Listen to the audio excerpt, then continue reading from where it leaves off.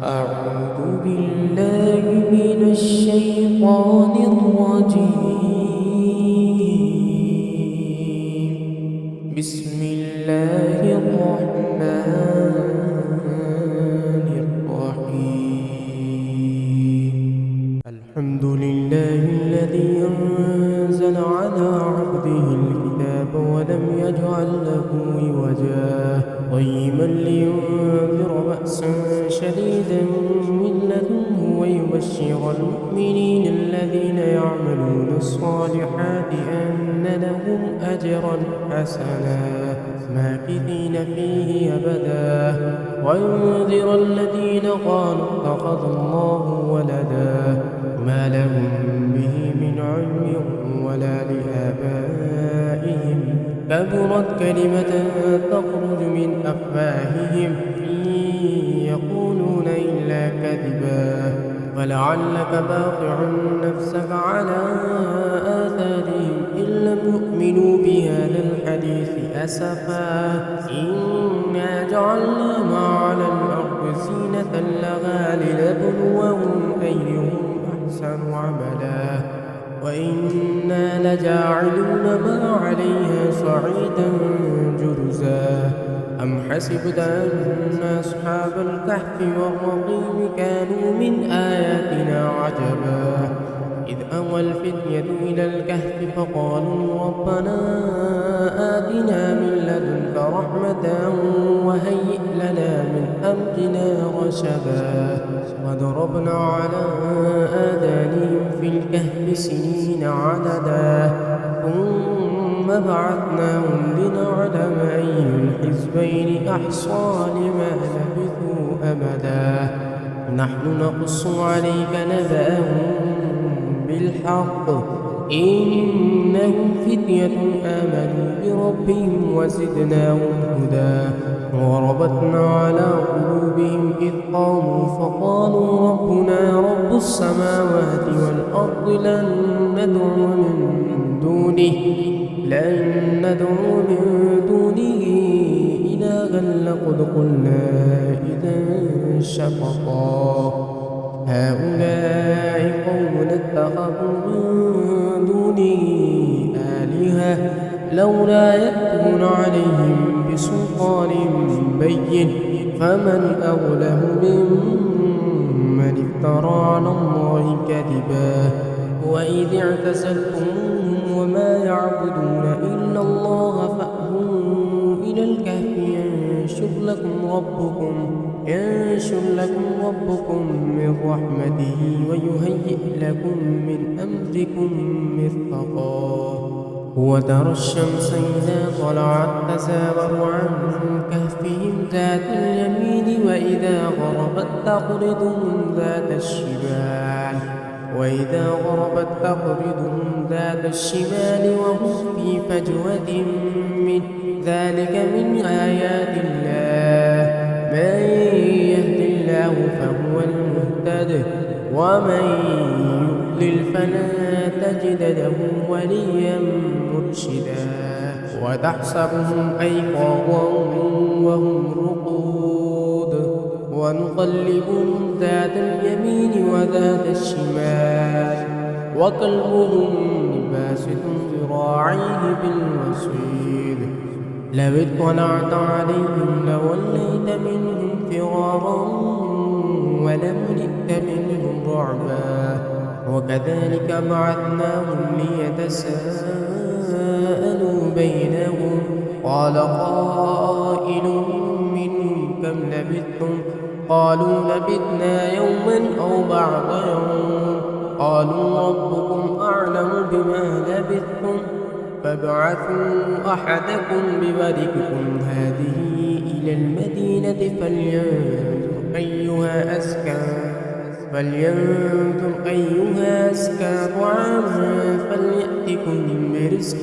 منه وليتلطف ولا يشعرن بكم أحدا إنهم إن يظهروا عليكم يرجموكم أو يعيدوكم في ملتهم ولن تفلحوا إذا أبدا وكذلك أعثرنا عليهم ليعلموا أن وعد الله حق وأن الساعة لا ريب فيها إذ يتنازعون بينهم أمرهم فقالوا ابنوا عليهم بنيانا ربهم أعلم بهم قال الذين غلبوا على أمرهم لنتخذن عليهم مسجدا سيقولون ثلاثة رابعهم كلبهم ويقولون خمسة سادسهم كلبهم رجما بالغيب ويقولون سبعة وثامنهم كلبهم قل ربي أعلم بعدتهم ما يعلمهم إلا قليل فلا تمار فيهم إلا مراء ظاهرا ولا تستفت فيهم منهم أحدا ولا تقولن لشيء إني فاعل ذلك غدا إلا أن يشاء الله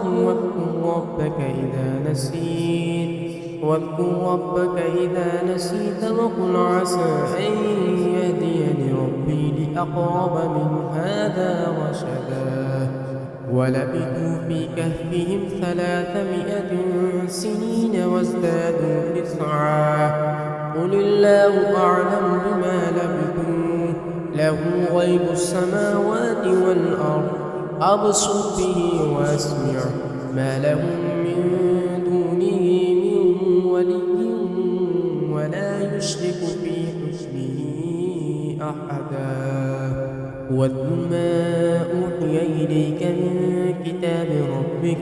لا مبدل لكلماته ولا تجد من دونه ملتحدا واصبر نفسك مع الذين يدعون ربهم بالغداة والعشي يريدون وجهه ولا تعد عيناك عنهم تريد زينة الحياة الدنيا ولا تطع من أغفلنا قلبه عن ذكرنا واتبع هواه وكان أمره فرطا وقل الحق من ربهم فمن شاء فليؤمن ومن شاء فليكفر إنا أعتدنا للظالمين نارا أحاط بهم سرادقها وإن يستغيثوا يغاثوا بماء كالمهل يشوي الوجوه بئس الشراب وساءت مرتفقا إن الذين آمنوا وعملوا الصالحات إنا لا نضيع أجر من أحسن عملا أولئك لهم جنات عدن تجري من تحتهم الأنهار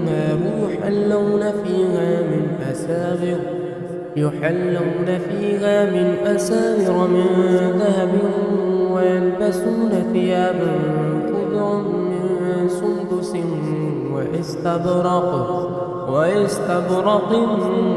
متكئين فيها على الأرائك نعم الثواب وحسنت مرتفقا واضرب لهم مثلا الرجلين جعلنا لأحدهما جنتين من أعناب وحففناهما بنخل وجعلنا بينهما زرعا كلتا الجنتين آتت أكلها ولم تظلم منه شيئا وفجرنا خلالهما نهرا وكان له ثمر فقال لصاحبه وهو يحاوره أنا أكثر منك مالا وأعز نفرا ودخل جنته وهو ظالم لنفسه قال ما أظن أن تبيد هذه أبدا وما أظن الساعة قائمة ولئن رددت إلى ربي لأجدن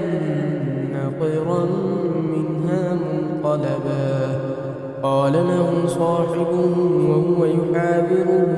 وكفرت بالذي خلقك من تراب ثم من نطفة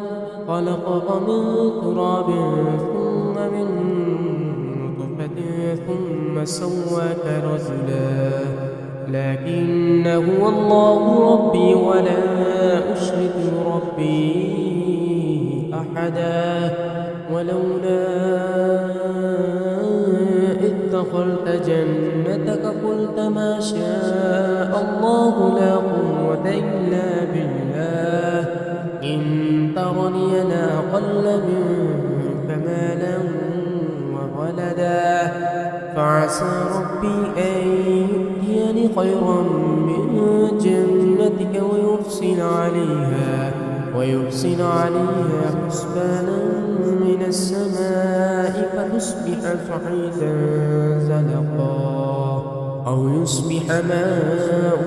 غورا فلا تستطيع له طلبا وأحيط بثمره فأصبح يقلب كفيه على ما أنفق فيها وهي خاوية على عروشها ويقول يا ليتني لم أشرك بربي أحدا ولم تكن له فئة ينصرونه من دون الله وما كان منتصرا هنالك الولاية لله الحق هو خير ثوابا وخير عقبا هنالك الولاية لله الحق هو خير ثوابا وخير عقبا واضرب لهم مثل الحياة الدنيا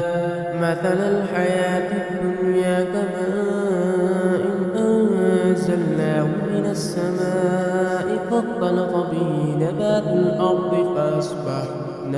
الأرض فأصبح هشيما تذروه الرياح وكان الله على كل شيء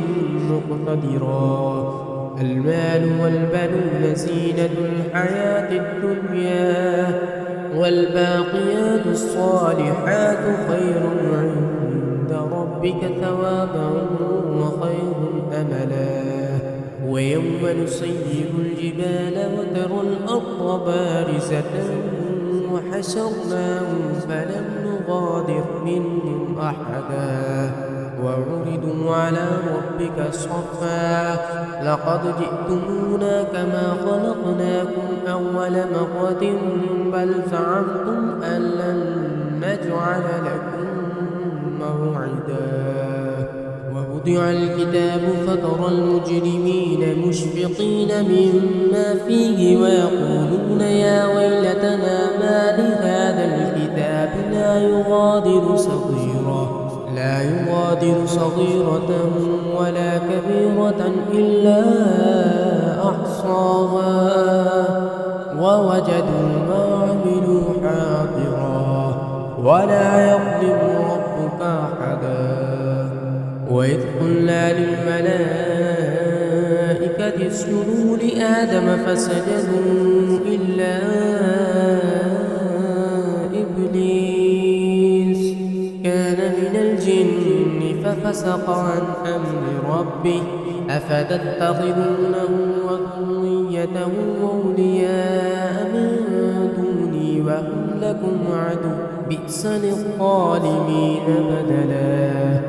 ما أشهدتهم خلق السماوات والأرض ولا خلق أنفسهم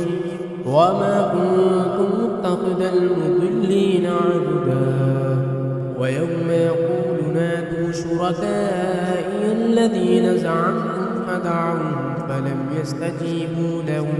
فلم يستجيبوا لهم وجعلنا بينهم موبقا ورأى المجرمون النار فظنوا أنهم واقعوها ولم يجدوا عنها مصرفا ولقد صرفنا في هذا القرآن للناس من كل مثل وكان الإنسان أكثر شيء جدلا وما منع الناس أن يؤمنوا إذ جاءهم الهدى ويستغفروا ربهم إلا أن تأتيهم سنة الأولين أو يأتيهم العذاب قبلا وما نرسل المرسلين إلا مبشرين ومنذرين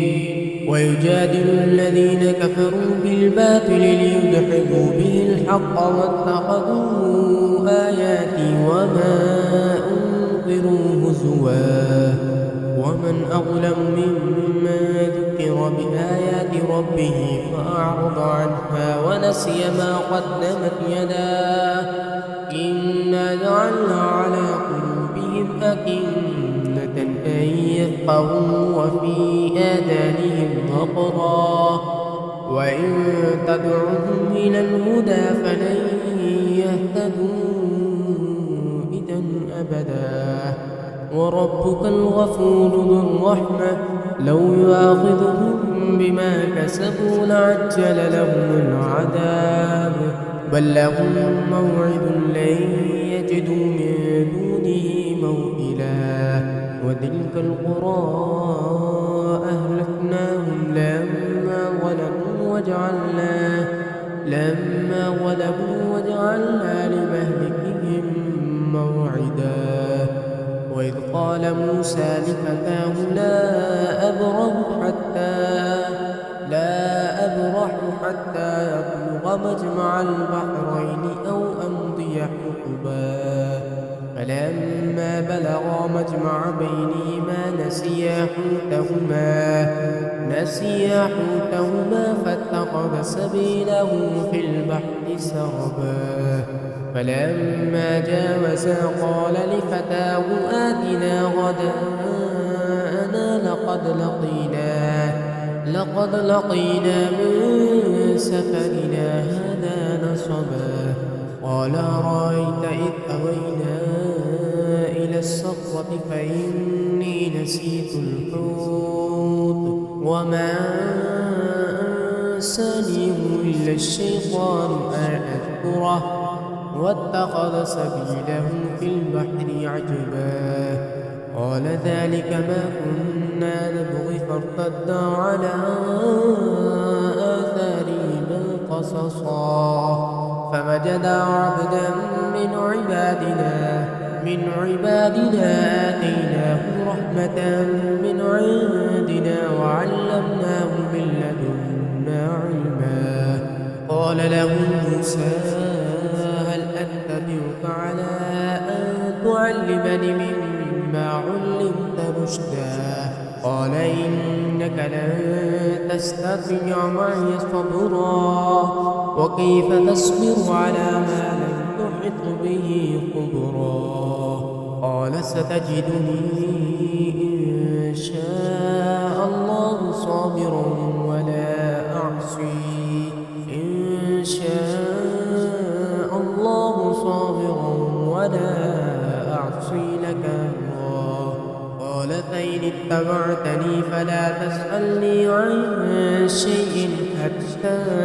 أحدث لك منه ذكرا فانطلقا حتى إذا ركبا في السفينة خرقها قال خرقتها لتغرق أهلها لقد جئت شيئا إمرا قال لم أقل إنك لن تستطيع معي صبرا قال لا تؤاخذني بما نسيت ولا ترهقني من أمري عسرا فانطلقا حتى إذا لقيا غلاما فقتله قال قتلت نفسا زكية بغير نفس لقد جئت شيئا نكرا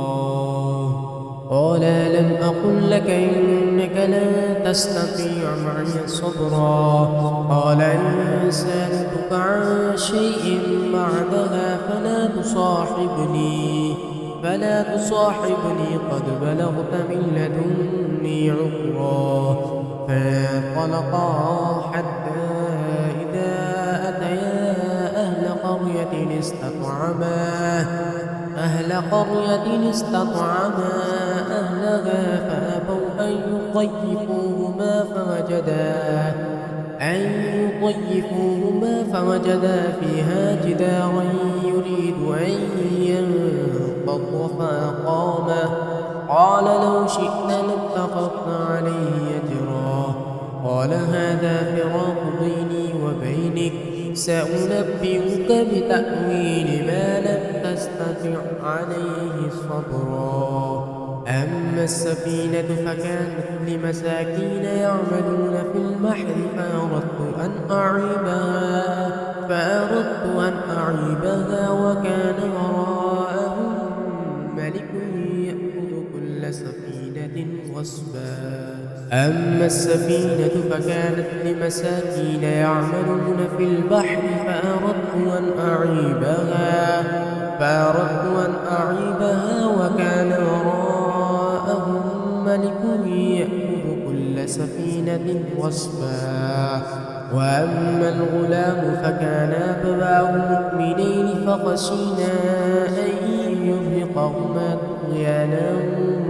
وكفرا فأردنا أن يبدلهما ربهما خيرا منه زكاة وأقرب رحما وأما الجدار فكان لغلامين يتيمين في المدينة وكان تحته كنز لهما وكان أبوهما صالحا فأراد ربك أن يبلغا أشدهما ويستخرجا كنزهما رحمة من ربك وما فعلته عن أمري ذلك تأويل ما لم تستطع عليه صبرا ويسألونك عن ذي القرنين قل سأتلو عليكم منه ذكرا إنا مكنا له في الأرض وآتيناه من كل شيء سببا فأتبع سببا حتى إذا بلغ مغرب الشمس وجدها تغرب في عين حمئة ووجد عندها قوما قلنا يا ذا القرنين إما أن تعذب وإما أن تتخذ فيهم حسنا حتى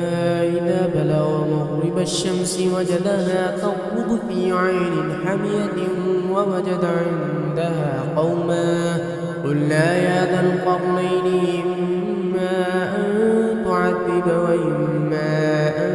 تتخذ فيهم حسنا قال أما من ظلم فسوف نعذبه ثم يرد إلى ربه فيعذبه عذابا نكرا وأما من آمن وعمل صالحا فله جزاء الحسنى وسنقول له من أمرنا يسرا ثم أتبع سببا حتى إذا بلغ مطلع الشمس وجدها تطلع على قوم لم نجعل لهم من دونها سترا كذلك وقد أحطنا بما لديه خبرا ثم أتبع سببا حتى إذا بلغ بين السدين وجد من دونهما قوما لا يكادون يفقهون قولا قالوا يا ذا القرنين إن يأجوج ومأجوج مفسدون في الأرض فهل نجعل لك خرجا على أن تجعل بيننا وبينهم سدا قال ما مكني فيه ربي خير فأعينوني بقوة أجعل بينكم وبينهم ردما آتوني زبر الحديد حتى إذا ساوى بين الصدفين قال انفخوا حتى إذا جعله نارا قال آتوني أفرغ عليه قطرا فما استطاعوا أن يظهروا وما استطاعوا له نقبا قال هذا رحمة من ربي فإذا جاء وعد ربي جعله دكا وكان وعد ربي حقا وتركنا بعضهم يومئذ يموج في بعض ونفخ في الصور فجمعناهم جمعا وعرضنا جهنم يومئذ للكافرين عرضا الذين كانت أعينهم في غطاء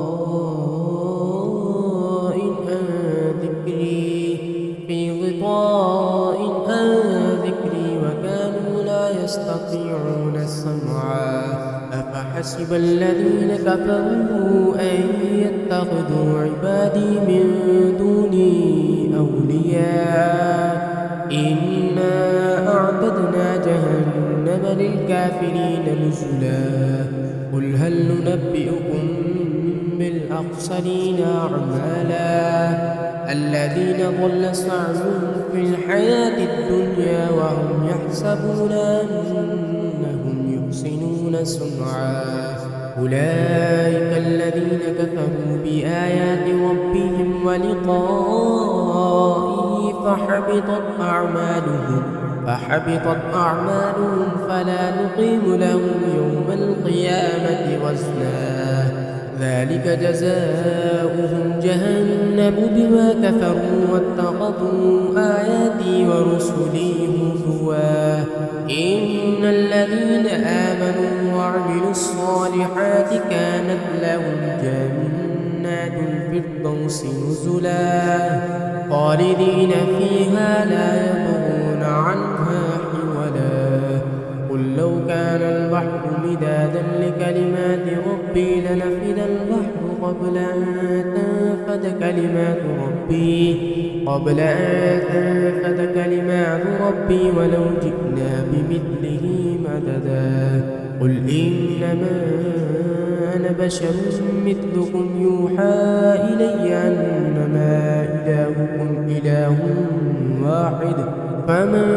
كان يرجو لقاء ربه فليعمل عملا صالحا ولا يشرك بعبادة ربه أحدا.